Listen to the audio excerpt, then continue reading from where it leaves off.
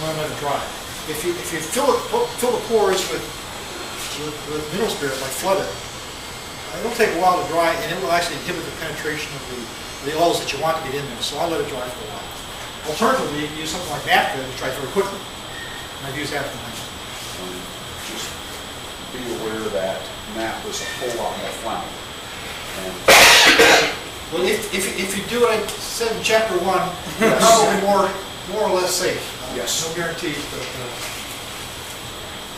now the next step was what I call finishing the finish. Well, I didn't mention about wet sanding, spraying or wet sanding. You can apply with, I wipe it on with a piece of paper towel, like I said. Spray coat, I use spray for lacquer. That has a set of safety conditions, more important. Spray in a booth, you don't spray around there because you're inherently going to breathe that stuff, so wear proper protective equipment. Not just the particle filter on your face, something with the charcoal canisters in there, because the chemicals will pass through the particular filters, and you'll be breathing it. If you can smell it, you're breathing it. So if you can smell that finish, it's going into your lungs, and not a good thing for you. I have a question. You've been talking about eating out of these things. After you're done eating, how do you clean it? You don't just flood it with water, right? No, I use damp paper towel, a little bit of mild soap if you want to. And that doesn't like raise the grain underneath or ruin the finish at all, or is it? I have not seen that. Really? Oh, I'm sure it could. It's not on there very long. You're not soaking it in. You're really just wiping off food residues. I certainly wouldn't immerse it in water. Sure as heck wouldn't.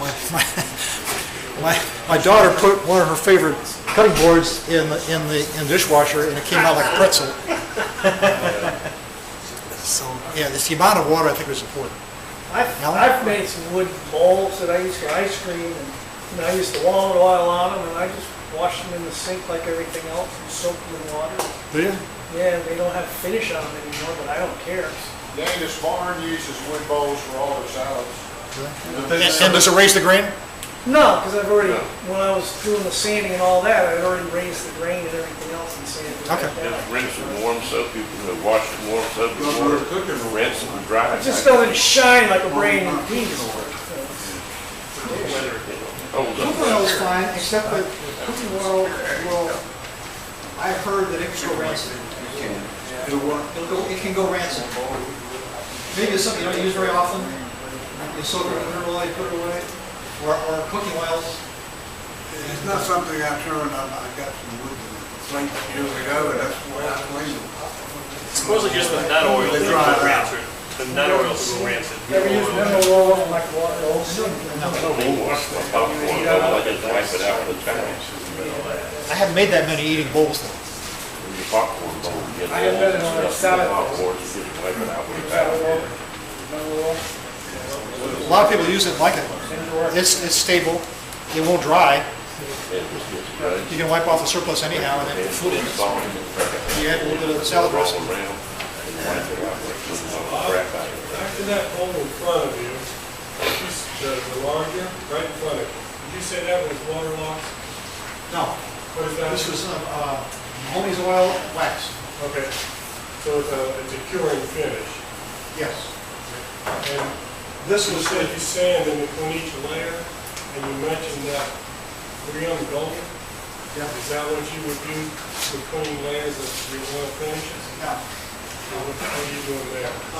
for oil finishes, they're not going to add a whole lot of thickness to it at all. It's soak in the wood. So there's not like nibs are going to form, dust in the air, or pure oil finish. Now, the poly oil mixes do have resin in it. And they can solidify, they will have some roughness to it. Let me, Oh, okay. Yeah, I misled you. When I'm meaning oils, your polyurethanes, your varnish, all those are lumped under oil. And I didn't mean the mineral. yeah, well, let's call them oils and oil finishes. Yeah, Oil finishes, what Forrester calls the UMax called oil finish. yeah, Because it's got all oil in it, it's all together. yeah. But the ones that cure, that's what I was asking, what were you using between those layers? Oh, talk about that. This is a spray bowl with no finish on it. To show you how far I take it. That's 8 punch. Yeah. And this is after 2 coats of, what you pass around, 2 coats of,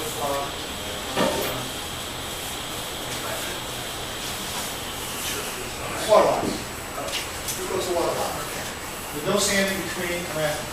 Water locks is just straight up oil or oil and resin? It's an oil and resin, but more resin than oil. Or something like Watco oil, Danish oil, it's got very little resin in it at all. One way you can tell,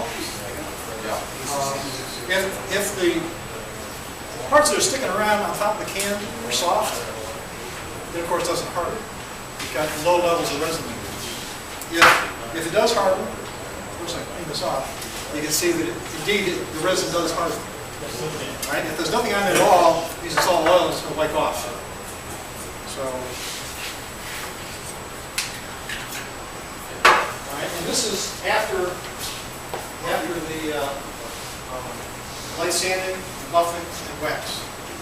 Now I know that talking puts people to sleep. So a lot of folks like to see something, and it's supposed to be a demonstration rather than a lecture, so I don't want anybody to go to sleep, so I'm going to have to ask for one back. Which one do you want? Okay, now the one with the, 1, 2, or 3? number 2. Finish and it hasn't been sanded as well. Yeah, it has finish on it, but not sanded. Yeah, this is, So you're gonna improve that. that's how I treat this. This is a bit of 600 grit. What's on there already? This is 2 coats of water locks. It was finished to the level of the first one that went around, and I just do a light coat. Now, why don't I use something soft like steel wool? It seems to me, I have found that the dust nibs get jumped over by the steel wool. A little bit of stiffness in the paper, and I'm just giving it a light sanding over here. And it will score a little bit, but not deep enough to matter. And I just kind of rub it around until I'm happy. What do you got? This is 600 grit. 600 grit. And that trims off all those little bumps. Dry. Now you can wet sand it with finish or whatever. Or some people like to use soapy water or mineral spirits, some liquid. I don't do that. Maybe I should try it. Until it feels kind of smooth. And you can feel that there's bumps on it before you're not done yet.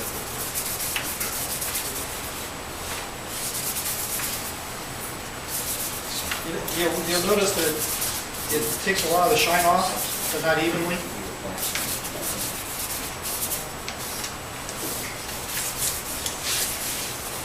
There's some kind of marks in there where the corners hit. So to control that sheen, I take some 4/0 steel wool. And I take it down where I can't see any sheen at all. So it's matte, dead matte. Now that seems kind of productive. You want a nice shine on there, but you want a controlled shine. And so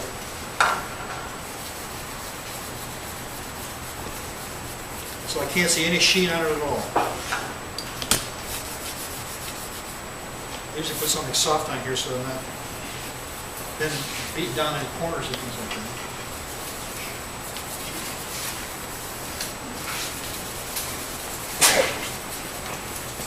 And it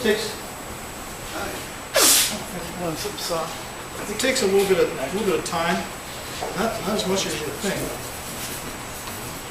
Bob, how does the steel wool compare with the gold free as far as grit and stuff? I think it's finer. Bob, what's his question? What was the question? Compare the steel wool to the 3M gold. I've not used the 3M gold for this. I'm reading on the way to do the wood. I'll try that. They give me that works better. And I'm not afraid to bear down on it a little bit because the compliant of the pad won't dig into the corners of it. Then again, that depends upon the features. If you've got a lot of beads on there that you think you might be hitting the high side too hard, well, then you back off a little bit. Bob, I'd like to mention something. At the Carolina Mountain Woodturners, 2 different times guys have come in with a steel wool that spontaneously combusted. It hadn't had any solvents or anything put on, just sitting in the shop, getting dust on it. It just, I don't think it can spontaneously combust You surely unless don't unless want it to had do oil that. or finish on it. well, somehow it started. Something's got to be oxidized. Something got on it, and it started fire. Could have been humidity and stuff like that getting in there. Any kind of spark at all will set steel wool off. It's extremely flammable. Because it's got a lot of surface area. I think one of the And guys, iron oxidizes very well. the Liberon steel wool might have something in it. One of the guys That could brought in be. Liberon stuff. What do you do about the little steel little splinters? Blow them off. Bag compressed air would be blowing it off. They get that like they're doing some of the natural edge or burl natural edge. Yeah, you got to be very careful. I don't use steel wool on those because or burls with a lot of cavities in it. Because it gets in there, you really can't hardly get it out. You can blow compressed air for quite a while. And it'll Sticking a magnet. now I would just really get the steel wool off. And so now it's almost dead flat. And then I take the tripoli. So you basically have leveled and smoothed the surface at this point, right, Bob? You've taken the finish after 2 coats and leveled and smoothed the surface. And I flatten it in the sense of shine, flat shine. Okay, so the whole surface has been de-shined. If I haven't completed it, if I did, it'd be dead flat. Okay. And now the triple D thing is a polishing compound? Yeah, it's It's going to polish the finish, basically, finish the finish. this is an abrasive compound, really fine abrasive compound. You probably heard of comments about stone and things like that. This is somewhere in that ballpark. It's of the 2 that Beal sells as part of their kit. It's the coarser of the 2. Now, you notice I put a piece of rug here. All too many times I've had the wheel grab the piece, centered it into the lathe bed, and put features that I didn't plan on. On the edge of the wood. What speed do you run? This is the slowest here, so this is 500. So I'd probably like a little bit faster. Yeah, I think the Beal system, doesn't it say run it about 1900? I thought it said that. Yeah, I think it's 17 or 19. Yeah, all right. Probably 1750 because One advantage of doing it at a lower speed is that you can control the takeoff better. You can get down into the cavities like this, the bowl. And it doesn't throw your bowls far. The triple is put enough, you can burn through your finish. But what you're saying, you usually go faster than that one's set up. A little bit. But this is fine. This is well within a reasonable range. And that brightens it right up. All that flat spot.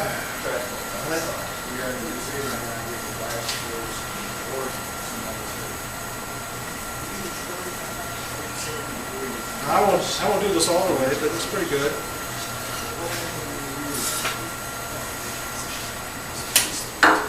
Now, cavities like that are hard to get into, so we'll make something called a bowl buff. And I think 3 different sizes. This is, I think, a 2-inch, maybe a 3-inch.